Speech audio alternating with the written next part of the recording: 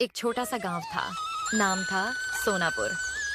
वहाँ एक गरीब दंपति किशन और मीरा अपनी रोजी रोटी के लिए आलू पूरी का ठेला चलाते थे।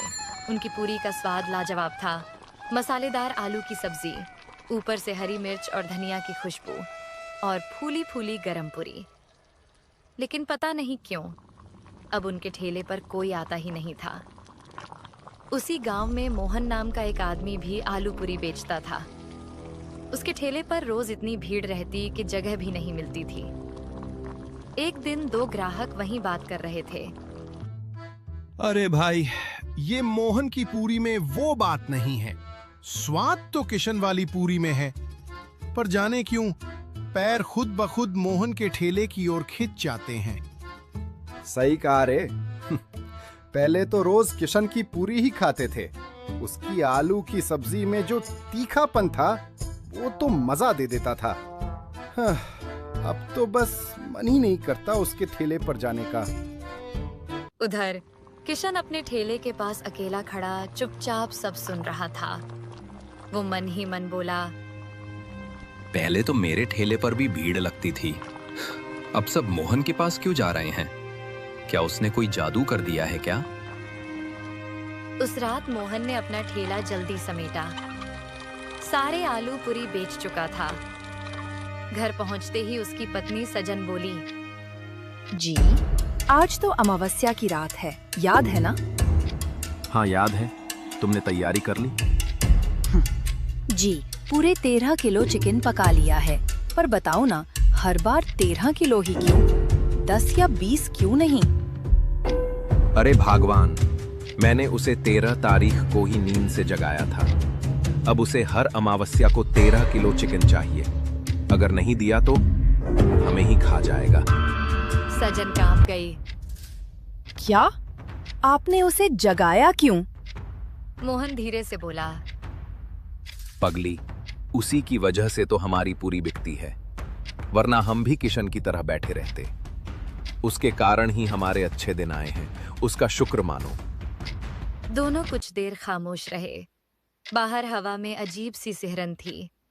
फिर मोहन बोला, चलो अब सो जाओ, मैं जाकर उसको चिकन खिलाकर आता हूँ। आखिर वो कौन है जो हर अमावस्या को 13 किलो चिकन मांगता है? अगली सुबह सूरज की किरणें गांव की पगडंडियों पर फैल चुकी थीं। मोहन अपने ठेले को चमका रहा था। तेल गर्म हो चुका था और पूरी तलने की खुशबू पूरे चौराहे में फैल रही थी। उसके चेहरे पर वही आत्मविश्वास था। आज फिर भीड़ लगेगी। उधर किशन अपने ठेले पर उदास बैठा था। बर्तन सजे थे, आलू की सब्जी तैयार थी, पर ग्राहक कोई नहीं। वह मन में बोला, कभी मेरे ठेले पर भी भीड़ रहती थी। अब तो जैसे गांव वालों को मेरा चेहरा भी नहीं दिखता। तभी गांव में शहर से आए एक दंपति दाखिल हुए, राकेश और नेहा। उन्होंने एक गांव वाले को रोका। भाई साहब, हम नए आए हैं इस गांव में, नाश्ता करना है, बताइए कहाँ मिलेगा अच्छा? सबसे बढ़िया नाश्ता तो मोहन के ठेले पर मिलता है, यहीं पास में है। दोनों ने शुक्रिया कहा और चल पड़े। जब वे मोहन के ठेले के पास पहुंचे तो वहां भारी भीड़ लगी थी। अरे जी, यहाँ तो बहुत भीड़ है। कितना इंतजार करें? सही कहा, चलो कहीं और देखते हैं। तभी नेहा की नजर पास में पड़े एक सुनसान ठेले पर पड़ी। देखो उधर, वो ठेला कितना साफ है और खुशबू भी कितनी अच्छी आ रही है। हाँ चलो वहीं चलते हैं। वो दोनों किशन के ठेले पर पहुंचे। किशन ने उन्हें देखकर मुस्कुराते हुए कहा, आइए सर, मैडम गरम गरम आलू पूरी दूं? हाँ भाई, 2 प्लेट देना। पूरी एकदम फूली हुई होनी चाहिए। किशन ने स्नेह से 2 प्लेट परोसी। दोनों ने पूरी चखी। वाह, ये तो वाकई लाजवाब है।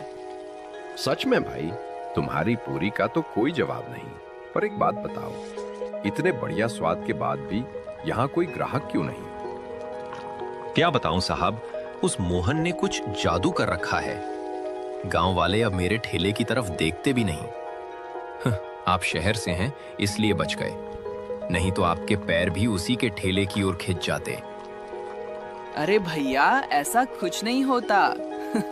अपने कर्म देखिए, जादू टोने पर क्यों दोष डालते हैं। इतना कहकर दोनों चले गए, पर उधर मोहन यह सब दूर से देख रहा था। वह तुरंत अपना ठेला समेटकर जंगल की ओर निकल गया। अंधेरा घिरने लगा था। जंगल के भीतर वह एक पुरानी गुफा में दाखिल हुआ। भीतर से कुछ मंत्रों की आवाज आई। हवा भारी हो गई और ठीक 10 मिनट बाद वह पसीने से तर हाँफता हुआ बाहर निकला।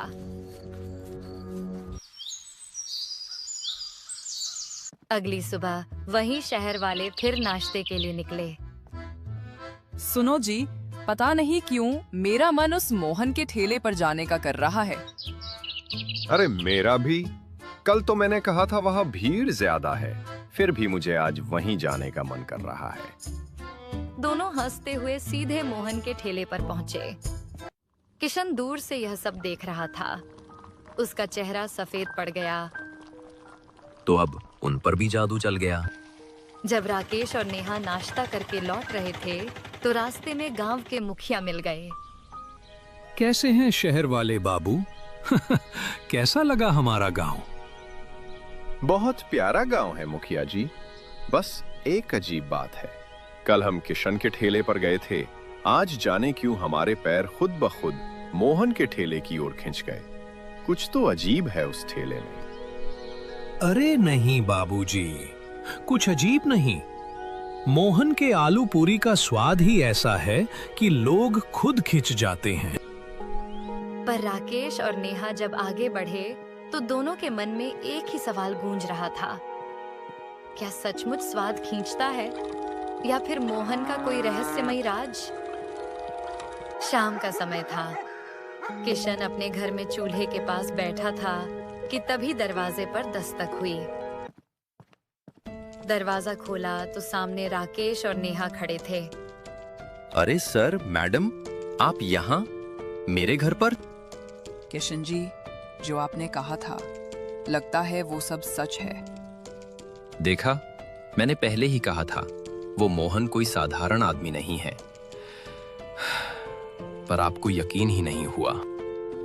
अब यकीन हो गया है किशन। जो आज हमने देखा उसके बाद शक की गुंजाइश नहीं बची। किशन हैरान होकर बोला, क्या देखा आपने? हमने मोहन को जंगल की तरफ जाते देखा। एक थैली में कुछ था, शायद वही राज छिपा है वहां। तो फिर देर किस बात की? चलो आज उस जादू का पर्दा फाड़ ही देते हैं। तीनों जंगल की ओर निकल पड़े। हवा ठंडी थी, पेड़ झूम रहे थे और चारों तरफ एक रहस्यमय सन्नाटा था। सुनिए, ये कैसी गंध है? चिकन की खुशबू जैसी। लगता है मोहन ने ही चिकन लाया होगा। दूसरा कौन जंगल में चिकन लाएगा? कुछ दूर जाने पर उन्हें एक पुरानी गुफा दिखाई दी। गुफा के भीतर से किसी के बड़बड़ाने की आवाज आ रही थी, जैसे कोई मंत्र पढ़ रहा हो।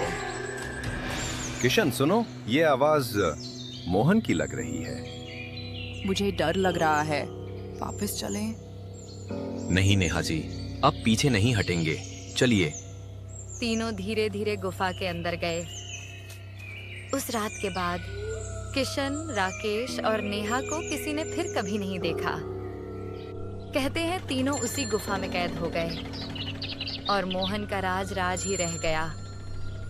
अगली सुबह मोहन ने हमेशा की तरह अपना ठेला लगाया, मुस्कुराते हुए पूरी तलने लगा और इसी तरह खत्म हो गई कहानी।